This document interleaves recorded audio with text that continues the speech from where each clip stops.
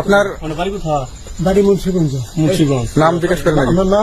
আমার নাম বিচারপতি শামসুদ্দিন চৌধুরী মানিক।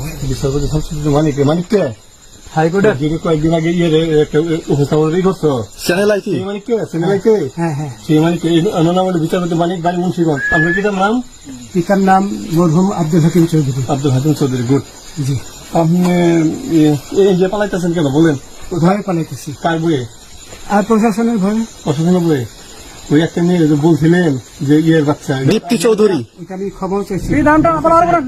আমি বলি আপনাকে আমি এই যে দেখাচ্ছি। এই যুগে কিসের আমি তো কত রুগী নেই মিডিয়াতে তো খুব সুন্দর। আচ্ছা আচ্ছা শোনেন শাহিন সাহেব, একটু স্লো। আপনার কাছে এই মুহূর্তে এরা যখন ধরছে আমাদের প্রতিনিধি কি কি ছিল সাথে?